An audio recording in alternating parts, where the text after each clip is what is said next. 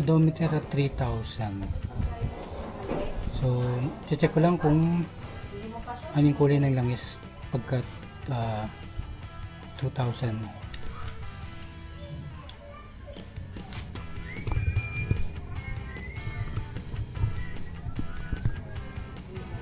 Makikita niyo yung oil dito, medyo maitim na.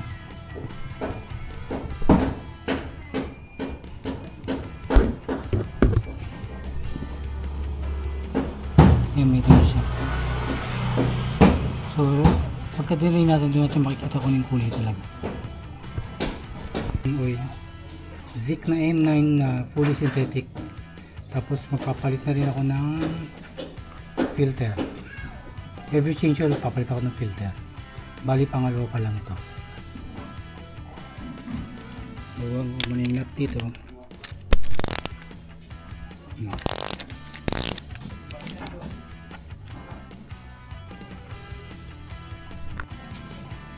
Tapos gamit tayo ng 14mm dito para maluwagan itong nut.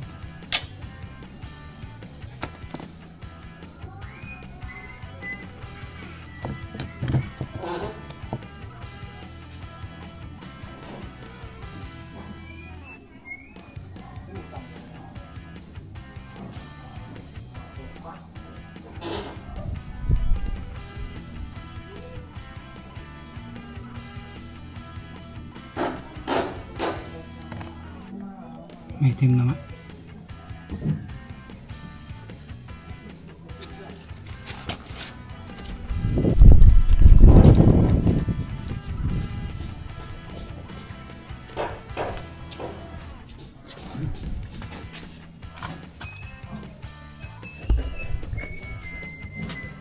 Pwede na tayo ng oil filter.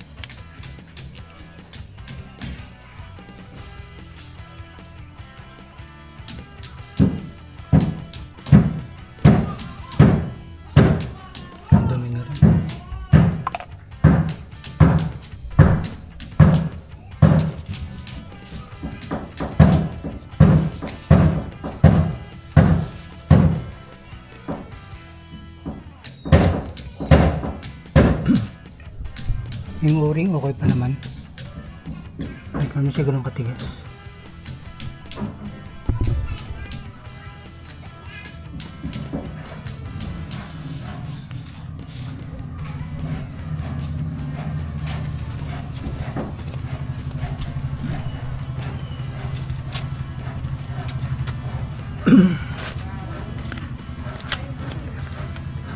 Okay yung bibili ng ano, ng peke.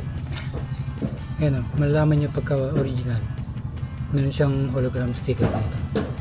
Kasi yung sa mga peke, pag bumili kayo, wala siya nito. Tapos pagka nilagay nyo to, ito, natatanggal itong takip. Magkakaproblema kayo din.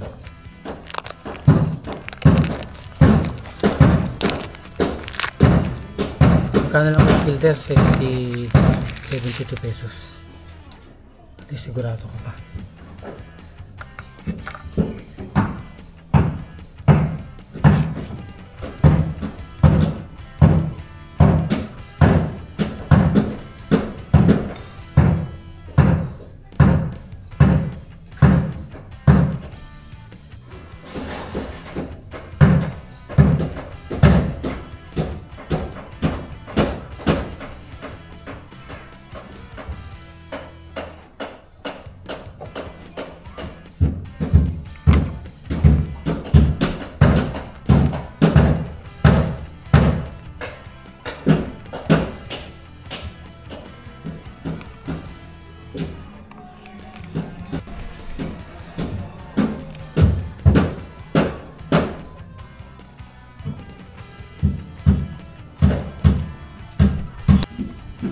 So makikita niyo mga sir, yun yung kulay ng langis ng 2000 Odo. So salintan niya bago langis.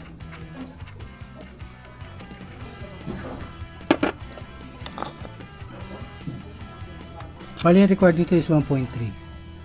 Pagka hindi ka nagpalit ng filter, pero pag nagpalit ka 1.4 plus 100 ml.